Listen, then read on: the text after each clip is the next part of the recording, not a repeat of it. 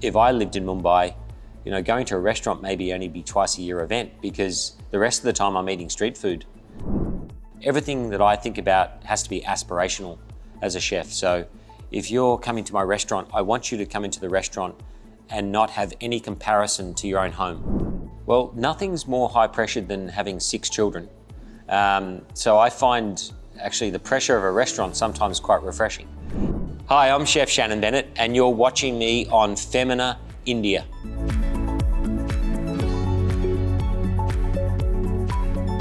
Well, I can tell you now, the way I became a chef probably is not the most normal, conventional way. I was actually no good at Mandarin.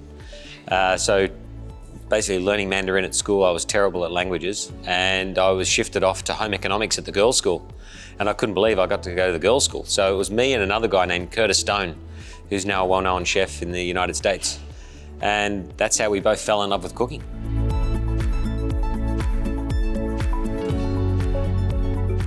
Well, I think inspiring young people to eat better, I think, is a great thing for them to be able to look at ingredients when they go to a supermarket and say whether it's seasonal, whether it's local.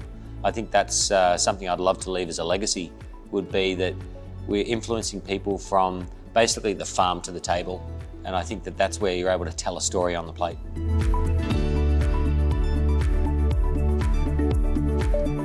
Yeah, my personal ritual really is not eating. I think I always cook better on an empty stomach. So I never ever eat before I go in to cook for a service. I want to be hungry, and I want all of my instincts and all of my senses to be really aware and alert.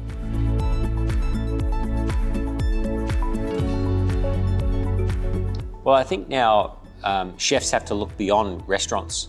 They have to look at ways where they can influence society in really interesting areas. And for me, things like aged care, where we have, the world has an aging population, and particularly in Australia, we don't really look after our elderly that well, and particularly when it comes to food and nourishment.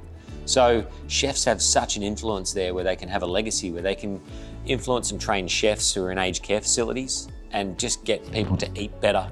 And it doesn't just have to be in restaurants that we can make people eat better.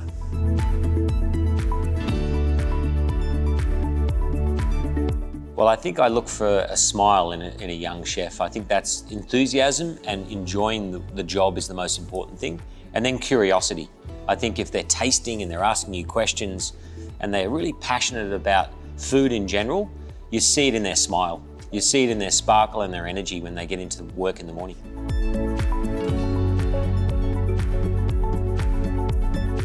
Well, nothing's more high pressured than having 6 children.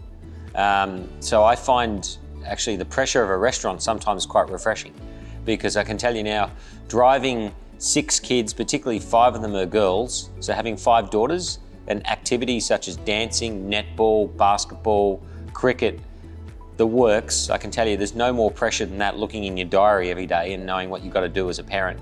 So going into the kitchen is quite refreshing.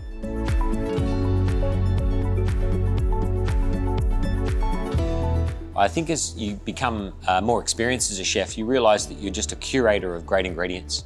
And I think that that's what's exciting to come to a new city and a new country, because coming to India and discovering what great ingredients you have, and then just simply cooking it beautifully and telling the story on the plate and being the curator. So a piece of fish, as a young chef, you want to do as much as possible to that piece of fish. It's just the wrong attitude to have, and it's just experience, where a steamed piece of fresh fish cooked beautifully is what I think you're striving for, is perfection as a chef.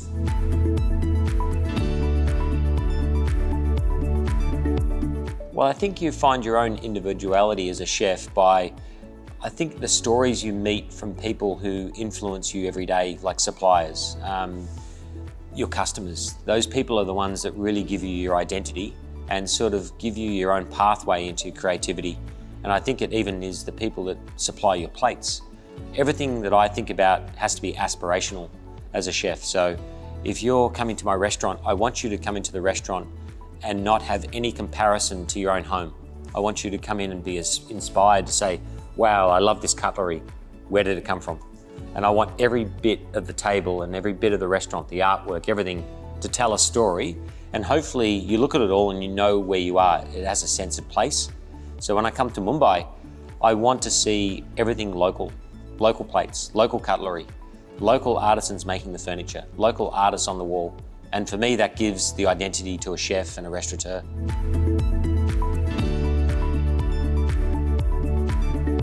Yeah, there's a lot of dishes that have been influenced from my childhood, where it's just simple sauces that I just take from memory and taste, to dishes like the tart tatin, which for me, I learnt to make and master through Marco Pierre White, a chef that's been to Mumbai and loves it and told me to come here, where that dish reminded me of a dish that my mum used to make, apple dumplings, when I was a kid. And so that dish I've been cooking my whole career, and will never stop cooking that because it always brings back these amazing, happy memories. Every time you smell that cooking in the kitchen, it just brings me back to when I was a child.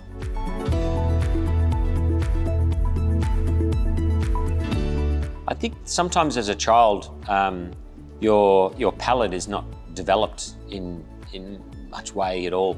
And for me, I think the most simplest thing that I ever saw as a child was when my mum taught me how to cook a fried egg. And we didn't have much in the cupboard one night, and my mum was always great at cooking with eggs. And it was the first time I'd learned to cook a fried egg, and then to be able to add condiments to it to turn it into a meal was an eye-opener for me. And it made me realize that cooking, it's like an artistry in many ways. You can turn a simple fried egg into a complete meal.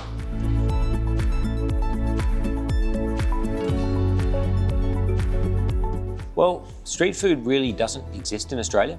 So inspiration for me hasn't really been drawn from that, but I am inspired by the fact that how popular street food is, and it inspires me then to realize that if that's our base where we have to be from, it's such a competitive industry because the food is so brilliantly priced, so delicious, and it's got theatre and atmosphere.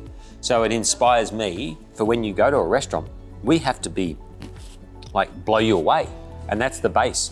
And that's why I find going to countries that have really intense developed cultures that are centuries old, sometimes thousands of years old, I'm amazed how restaurateurs are able to compete and actually exist when, if I lived in Mumbai, going to a restaurant maybe only be twice a year event because the rest of the time I'm eating street food.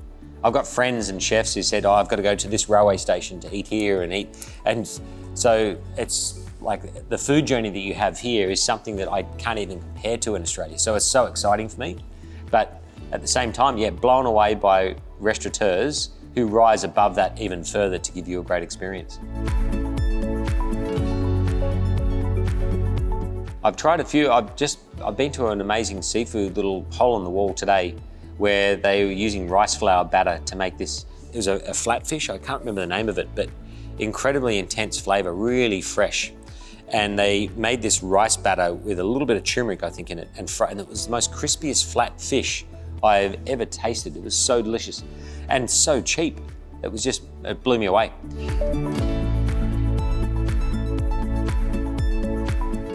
Well, I take techniques from around the world. Australia doesn't have a food culture because we're such a young country and we're influenced by so many different nations. So I think I'm part of the journey to discover what we are in our identity with food. And I think so I take these techniques and then I try to take it back to not necessarily native ingredients, but local ingredients, and then bring an identity to the food.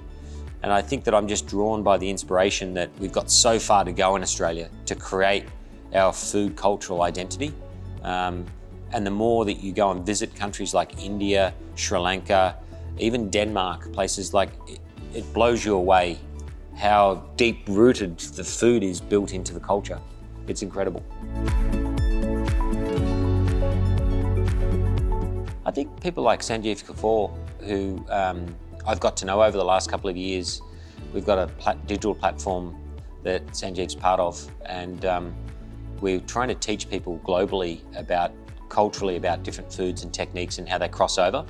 And I admire Sanjeev for his introduction of like Italian dishes into Indian food, and using things like mustard oil in spaghetti, and like the flavors and the crossovers are incredible, and how he's garnered a huge audience through that.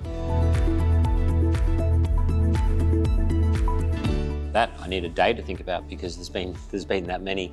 I think probably the first time that I ever tried a souffle in a Parisian bistro was a pretty amazing experience.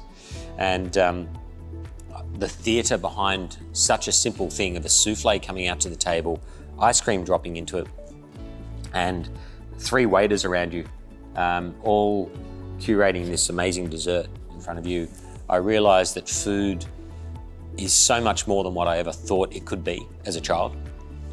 We're dressing up, we're travelling across another continent to go to a restaurant, and people now look at that as food tourism and how far we've come, and it blows me away that, you know, I love being a part of that. And I think French cuisine has been the inspiration for me because just of its history, and I think its pressure that it's under as French cuisine for its technique-wise. There's no forgiveness in the recipes for French technique and French recipes. If you're 20 or 30 grams out and you've mismeasured or miscalculated something, the whole recipe can be a complete disaster. Well, I'm very fortunate that I live in Byron Bay, which is the most easterly point in Australia, and it's rich in so many different areas, but particularly anything to do with the water. So for me, I love foil boarding, surfing, diving, just anything recreational that involves being outdoors and in the sun, and spending time with my children. I think it's just, it actually then gives you energy and recharges you ready to get back into the kitchen and have some fun.